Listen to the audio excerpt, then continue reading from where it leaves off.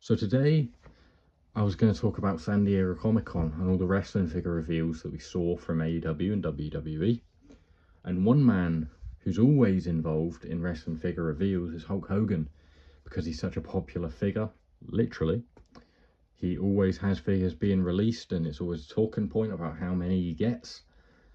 But today's a talking point for a different reason, and it's one that has shook the wrestling world and the outer world, because that's how big of a figure and a star Hulk Hogan was. Because Hulk Hogan, also known as Terry Bollea, that's his real name, has passed away at the age of 71 from cardiac arrest at his home in Florida. Now, I don't know much more than that. I know that it happened this morning, and obviously it was called in, and the police or paramedics went to the scene, and he was declared dead by whoever dealt with him. And that's since come out. His family have spoke on the matter, and that's all I know. I'm not going to talk about any more of that side of things, because that's private. Whatever they've revealed is what they've revealed, and that's it. And honestly, I'm not a doctor. Well, obviously I'm not a doctor. I'm not a journalist. I don't actually know the things, so I'm not going to spread any false rumors or that about him. All we know is that Hulk Hogan has passed away, and he has left a huge legacy in his wake. This man is one of the biggest stars in wrestling history. He's one of the select few. He's the 1% that not only has he reached the pinnacle of the wrestling business, but he's transcended the wrestling business and become a star worldwide, a worldwide figure, someone. He's one of the most recognizable names and faces in wrestling history. When you talk about Hulk Hogan in those sort of terms, the only sort of people that really reach him are your Rey Mysterios, your John Cena's, Stone Cold, and a man he had an iconic match in that icon versus icon match at WrestleMania, The Rock. There's not many names that are bigger than that. You could argue Batista these days, but outside of that, you really don't get bigger than Hulk Hogan. And it could be said that he is one of, well, if not, it could be said he is the biggest. He had the biggest influence on the wrestling business ever.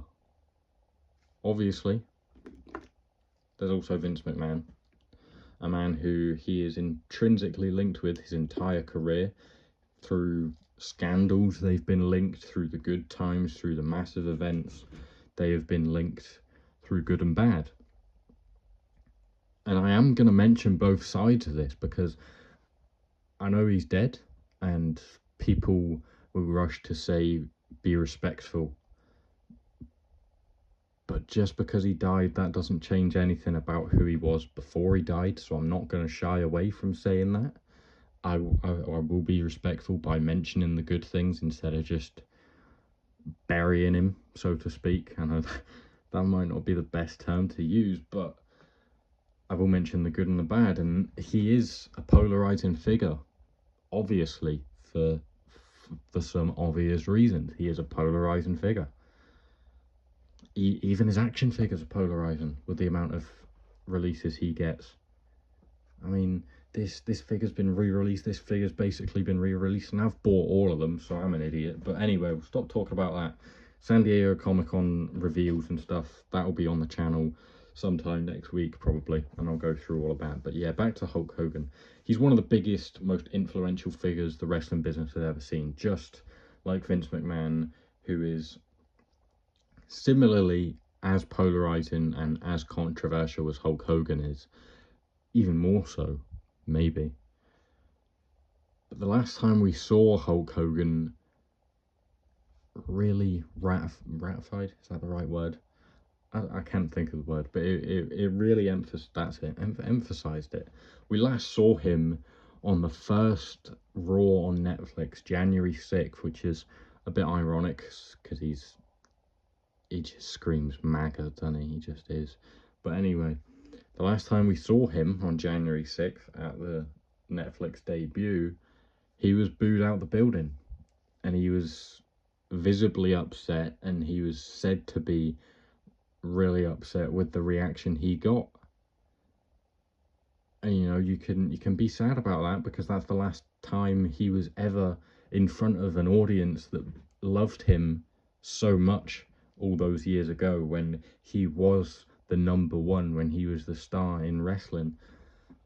But it's not the same anymore, and there's a reason for that. You know, he got booed because of the things he said, and all the racist things that have came up. There's going to be backlash to that, and I don't think just because he's died you can really look past it, to be honest. I don't think that's a bad thing to do.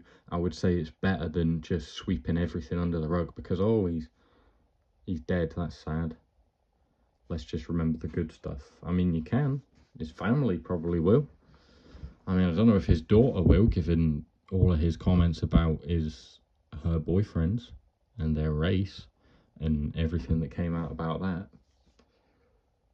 But as I say, he's one of the biggest stars in wrestling history. WWE, how it is right now, probably doesn't exist without Hulk Hogan. Are we watching wrestling without Hulk Hogan? I mean, maybe. If it wasn't for him, who else would have come along? Would WWE have succeeded without Hulk Hogan? Would WrestleMania have succeeded without Hulk Hogan? Because we know from all the reports, well, not reports, but the testimonies and what Vince has said, if WrestleMania 1 or WrestleMania wasn't a hit, that was it. The WWE were bankrupt, or the WWF at the time were bankrupt, if it wasn't for WrestleMania being a roaring success. And that was in part due to Hulk Hogan and Mr. T. And Mr. T probably isn't there without Hulk Hogan. I mean, it's very difficult to say what it would be like without Hulk Hogan, but it's the landscape of wrestling never happens and is completely different. You know, one of the biggest moments in wrestling history is Hogan slamming Andre at WrestleMania 3. So that's gone. The NWO, just in general, doesn't happen. So if WWF and WCW are still a thing at that point, which without WWF and all of that success, Ted Turner doesn't invest in WCW and WCW isn't a thing. Even if it was, without Hogan and the NWO, they don't overtake WWF. No chance. They didn't have the star power before that. And do WWF have the star power for someone to try and overtake them? Who knows? It's a lot of hypotheticals, but without Hulk Hogan, the wrestling business is completely different. There's no NWO, which is arguably the biggest and best heel turn of all time. And it probably is. There's never been a character in wrestling before, I don't think, that has been so far on each side of the spectrum. He's been the absolute biggest babyface, most beloved person in the country almost, to being one of the most hated heels, and someone that was literally thrown cans and bottles and cups and shit at for turning heel, which we don't see anymore. Someone tried to storm the ring when Hogan turned heel. You don't see that stuff anymore. I guess kayfabe was sort of more of a thing and all that, but it's incredible the influence he had, to be fair. You know, I don't necessarily like him as a person, but I do respect what he did for the wrestling business, absolutely. Because he did do a lot for WWE and for WCW and just wrestling in general. He had an impact we probably will never really be able to fully grasp, because we don't know what it would be like without him. And it has to be said, superstar Billy Graham deserves a lot of credit for it as well, because he was very similar to Hulk Hogan. He was Hulk Hogan before Hulk Hogan. That's what a lot of people know him as. Hulk Hogan sort of ripped him off a bit in some ways. But, you know, it's hard to say at that sort of time, given all the wars and stuff that was going on, you know, like the Iraqi stuff and everything like that. Would an audience at that time have just lapped up any sort of patriot. I mean, Lex Luger didn't work as much as Hulk Hogan, but maybe that was just because he wasn't Hulk Hogan, and there was already a Hulk Hogan. If he was the first, maybe it'd be different. But who knows? There are obviously some dark parts of Hogan's career, not only outside of the ring and the controversies he's caused in more recent times, but actually in the ring.